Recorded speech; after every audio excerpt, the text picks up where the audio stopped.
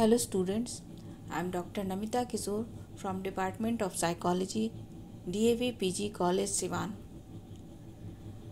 आज मैं आपको BA पार्ट 2 के सोशल साइकोलॉजी के कम्युनिकेशन मॉडल्स के बारे में बताने जा रही हूँ। सबसे पहले मैं आपको कम्युनिकेशन के बारे में बताना चाहूँगी।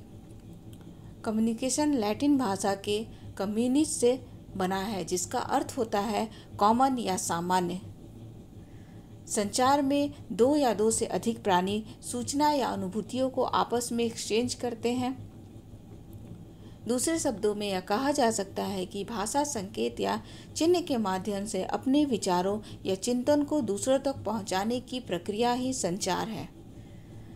मनोवैज्ञानिकों द्वारा किए गए अध्ययनों से यह स्पष्ट हुआ है कि संचार की प्रक्रिया या मॉडल में 8 तत्व होते हैं, जो इस प्रकार हैं।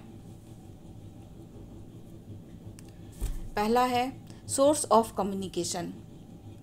संचार की प्रक्रिया की शुरुआत एक विशेष स्रोत से होती है, जहां से सूचनाएं या कुछ बातें कही जाती हैं। स्रोत से सूचना की उत्पत्ति होती है तथा यह स्रोत या सोर्स व्यक्ति या व्यक्तियों का समूह भी हो सकता है। सेकंड पॉइंट है मैसेज या सूचना।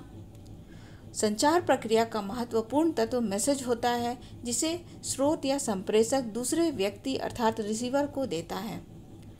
प्रायः सूचना लिखित या मौखिक रूप से दी जाती है, परंतु कुछ सूचनाएं अशाब्दिक संकेत जैसे हाव भाव, शारीरिक मुद्रा, शारीरिक भाषा आदि के माध्यम से दी जाती हैं।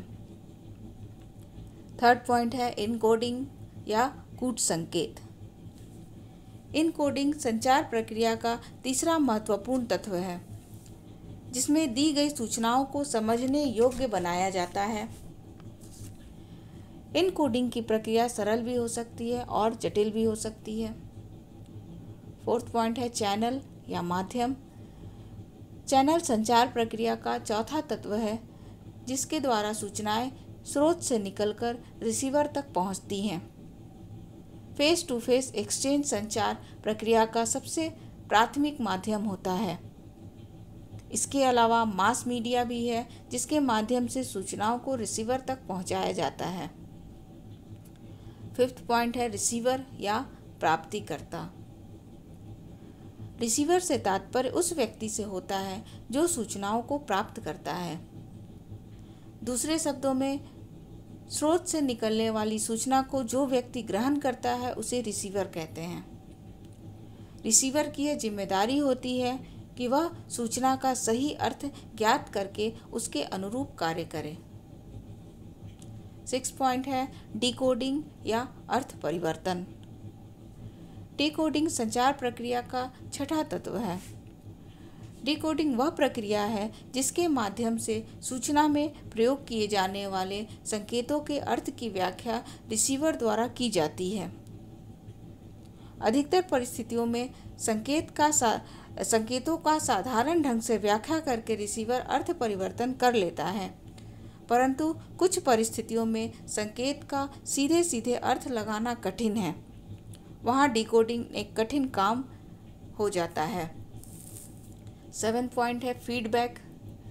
फीडबैक संचार का 7वां तत्व है। फीडबैक एक तरह की सूचना होती है जो रिसीवर के द्वारा कम्युनिकेटर को प्राप्त होती है।